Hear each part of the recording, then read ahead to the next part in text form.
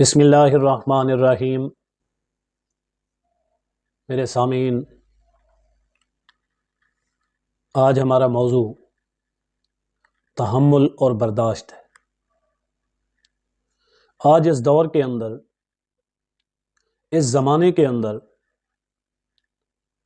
ہمارے معاشرے کے اندر صبر، تحمل، برداشت کا مادہ کم سے کم ہو رہا ہے۔ خاص کر ہمارا جو طبقہ غریب سے امیر ہو جائے وہ بھی اس سبق کو بھول جاتا ہے۔ اسی طرح جو طبقہ قانون کے لحاظ سے طاقتور ہے اس کے اندر بھی تحمل اور برداشت نہ ہونے کے برابر ہے۔ اسی طرح جن لوگوں کو اللہ نے حکومت عطا کی، کوئی عہدہ عطا کیا، وہ بھی تحمل اور برداشت سے خالی ہیں، سوائے چند ایک لوگوں کے جو آٹے میں نمک کے برابر ہوتے ہیں۔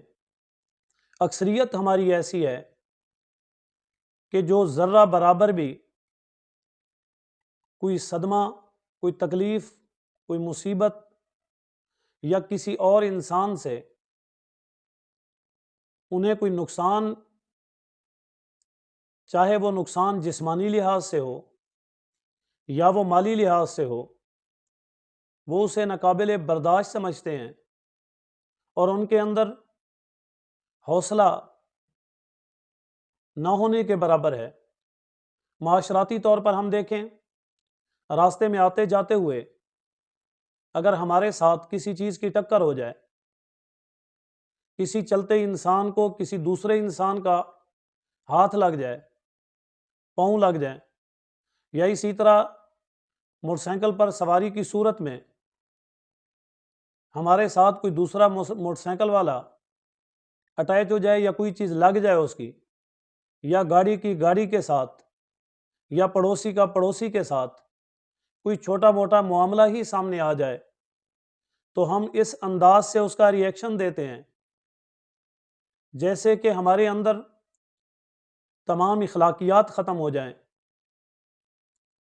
انسانیت ہی ختم ہو جائے۔ اگر کوئی بڑا عہدہ ہے تو ہم اسے وہ سبق سکھانے کا، انتقام لینے کا جذبہ،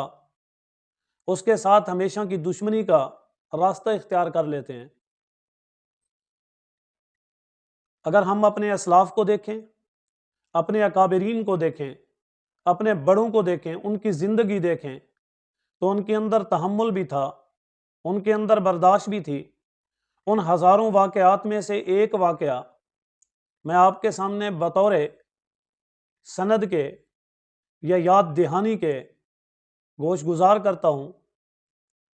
سیدنا عمر ابن خطاب رضی اللہ تعالی عنہ جو حاکم وقت ہیں، خلیفۃ المسلمین ہیں، مصلی رسول کے وارث ہیں، بہت بڑی فوج کے سربراہ ہیں، اسلامی ریاست کے حکمران ہیں، جن کی ریاست کیسر و کسریٰ کو رونق چکی ہے۔ اتنی بڑی سلطنت کے حاکم وقت ہونے کے باوجود ایک دن مدینہ کی گلیوں سے گزر رہے تھے،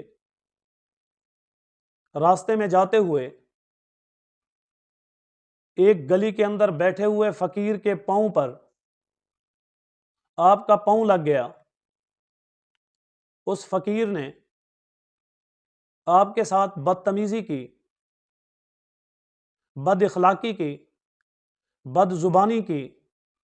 اور اس انداز سے اس نے کہا کہ آپ اندھے ہو، آپ کو نظر نہیں آ رہا، مختلف باتیں کی۔ تو سیدنا عمر ابن خطاب نے فرمایا کہ میں اندھا نہیں ہوں، مجھ سے غلطی ہوئی ہے، میں اس کی آپ سے معذرت چاہتا ہوں۔ حالانکہ آپ ان کے مقام کو دیکھیں، ان کی حیثیت کو دیکھیں، ان کے رتبے کو دیکھیں، ان کی شخصیت کو دیکھیں کہ جنہیں اللہ کے نبی نے غلاف کعبہ پکڑ کر مانگا،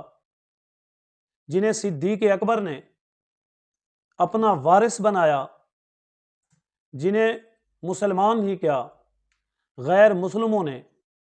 عدل کا پیکر قرار دیا، وہ سیدنا عمر ابن خطاب ایک مانگنے والے فقیر سے اپنی غلطی کا اعتراف کرتے ہوئے معافی مانگ رہے ہیں۔ دعا کریں اللہ تعالی ہمیں